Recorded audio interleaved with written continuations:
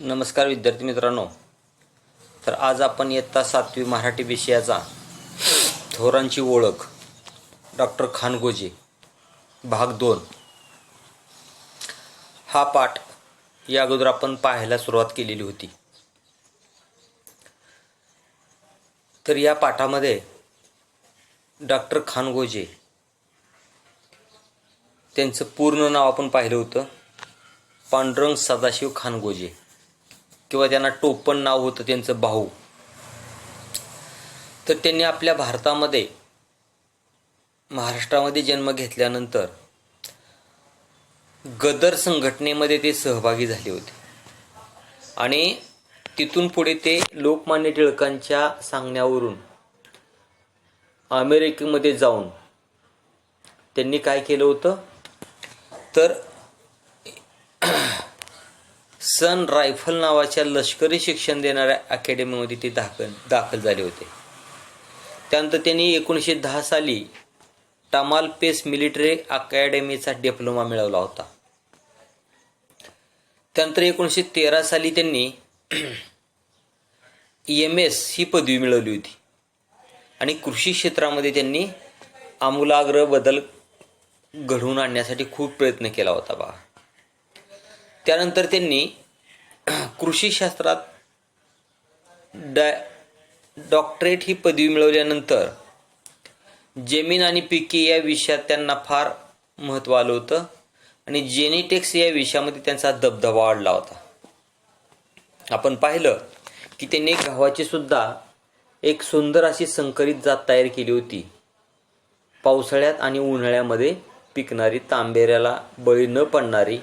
तांबेरा म्हणजे गव्हावरती पडणारा एक रोग आहे, रोग, आणि बर्फालाही दाद देणारी आणि विपुल उतारा देणारी कमी पाण्यामध्ये.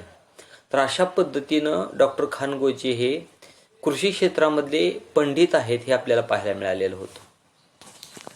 तर आज आपण पान नंबर 27 वरचा राहिलेला भाग आपण पाहणार आहोत. पाहूया पुढं. डॉक्टर खानगोजेंचा जेनेटिक्स क्षेत्रातला अभ्यास, जमीन आणि पिके या बाबतीतले प्रयोग, गव्हावरचे संशोधन इत्यादी लक्षात घेऊन मेक्सिकन सरकारच्या शेती सुधार मंडळाने त्यांना आमंत्रण दिले. संपूर्ण मेक्सिकोचा अभ्यास दौरा करावा, सर्व ठिकाणच्या कृषी संस्था, संशोधन केंद्रे पाहावी, शेतकऱ्यांच्या भेटी घेऊन त्यांच्या अडचणी, अनुभव, विचार समजून घ्यावे, सुधारणा सुचवाव्या, या कामगिरीवर डॉक्टर खानगोजेंची नेमणूक झाली. तर पाहता, तर त्यांनी मेक्सिको सरकारला एक तर विश्वासात घेतलं आणि शेतीमध्ये त्यांनी एवढं बदल केले की त्या सरकारनं काय केलं, डॉक्टर खानगोजेंची संपूर्ण देश फिरून अभ्यास करण्यासाठी नियुक्ती केलेली आहे आणि कृषी संस्था, कृषी संशोधन केंद्र यांना भेटी द्या, त्यांच्या अडचणी पहा, तुमचे अनुभव सांगा, त्यांचे विचार समजून घ्या आणि त्यामध्ये कुठल्या कुठल्या नवीन सुधारणा करता येतील यासाठी खानगोजेंची नेमणूक झालेली आहे. कुठं? मेक्सिकोमध्ये. तर पहा, एका भारतामध्ये सामान्य कुटुंबात जन्मलेला आणि सुरुवातीला क्रांतिकारक विचार मनामध्ये असणारा हा छोटासा मुलगा पुढे जाऊन एवढा मोठा कृषी संशोधक होतोय, याचा आपल्याला अभिमान असणं गरजेचं आहे. पुढे पहा काय करतायत ते. त्यांच्या दौऱ्याची मेक्सिकन सरकारने व्यवस्था केली. या दौऱ्यानंतर त्यांनी मेक्सिकन जनतेचे मुख्य अन्न असलेल्या मक्याची पैदास नि दर्जा वाढवण्याच्या दृष्टीने संशोधनाला सुरुवात केली.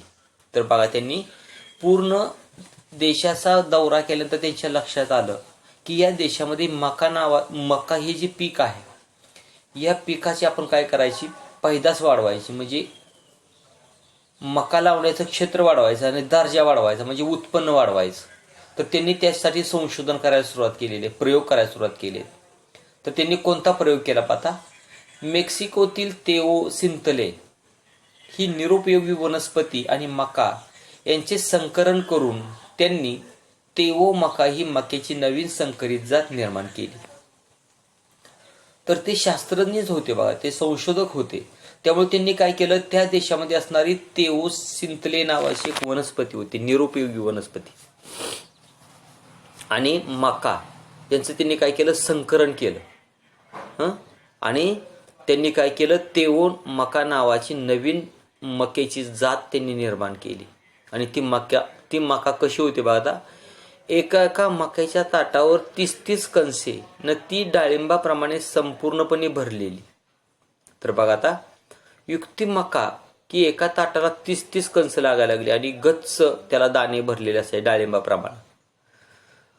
अमेरिकेत यशस्वी झालेले मक्यासंदर्भातील प्रयोग त्यांनी मेक्सिकोत राबवले.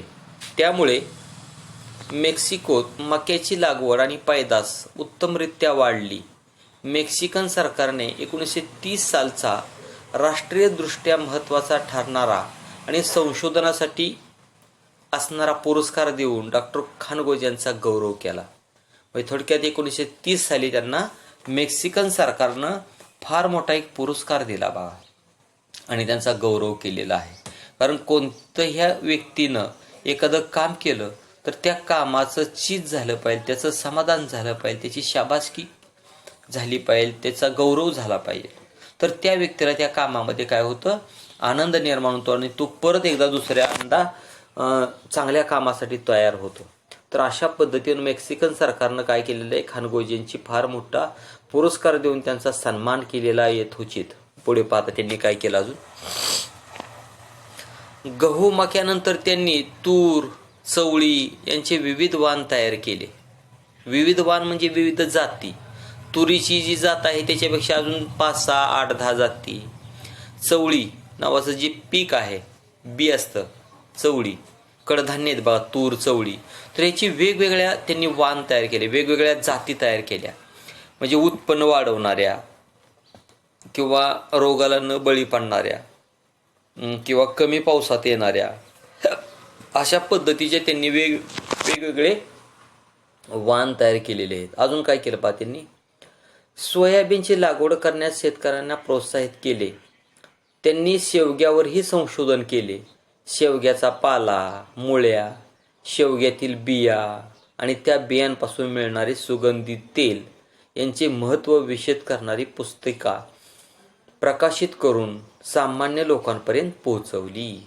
तर बघा, त्यांनी शेवग्यावरती सुद्धा एक संशोधन केलेलं आहे. शेवग्याचा पाला, बिया, शेंगा, मुळ्या, साल या सगळ्यांचं एक सुगंधित तेल तयार होऊ शकतं किंवा केलं त्यांनी. आणि त्याच्यावरती त्यांनी एक पुस्तिका लिहिली आणि ती प्रकाशित केली. आणि ते पुस्तक पूर्ण देशभर त्यांनी विकलं किंवा वाचायला उपलब्ध करून दिलं शेतकऱ्यांपर्यंत. आणि त्यामुळं काय झाले असतील, तिथले शेतकरी शेवग्याची शेतीसुद्धा चांगली करू लागलेले आहेत. अपार देशप्रेम असणारा एक क्रांतिकारक, शेतकऱ्यांविषयीची कळकळ असणारा एक कृषी तज्ज्ञ म्हणजे डॉक्टर पांडुरंग खानगोजे होय. तर अशा पद्धतीनं जरी त्यांनी आपल्या देशात जन्म घेतला असला, क्रांतिकारक संघटनेची सुरुवात केली असली, परंतु त्यांनी विदेशामध्ये जाऊन त्यांनी काय केलेलं आहे, कृषी क्षेत्रामध्ये फार मोठा आमूलाग्र बदल घडवून आणलेला आहे. आणि त्यामुळं आपल्या देशाविषयी असणारी त्यांची जी तळमळ आहे, आपल्या देशामध्ये सुद्धा त्यांनी येऊन परत पुढं कार्य केलंच असेल. तर थोडक्यात अशा पद्धतीचा एक देशप्रेम असणारा एक क्रांतिकारक आणि शेतकऱ्यांविषयीची तळमळ असणारा, कळकळ असणारा एक कृषी तज्ज्ञ आपल्याला आज अनुभवायला मिळालेला आहे. आणि ते म्हणजे पांडुरंग खानगोजे हे होय. तर अशा पद्धतीनं या ठिकाणी आपण हा जो पाठ आहे, नाही चेहरा विना गवाणकर या लेखिकेचा असणारा जो पुस्तक आहे, त्या पुस्तकातून घेतलेला जो हा पाठ आहे, कोणता, थोरांची ओळख, डॉक्टर खानगोजे, हा पाठ या ठिकाणी आपण अभ्यासलेला आहे. म्हणजे आपल्याला अनेक आपल्या भारतामध्ये थोर व्यक्ती होऊन गेलेले आपण पाहिलेले आहेत. काही समाजसेवक आहेत, काही नेते आहेत, काही त्यानंतर सैनिक असतील किंवा काही क्रांतिकारक असतील, काही कृषी क्षेत्रामधले असतील, काही समजा शैक्षणिक क्षेत्रामधले असतील, आर्थिक क्षेत्रामधले असतील, सामाजिक क्षेत्रामधले असतील.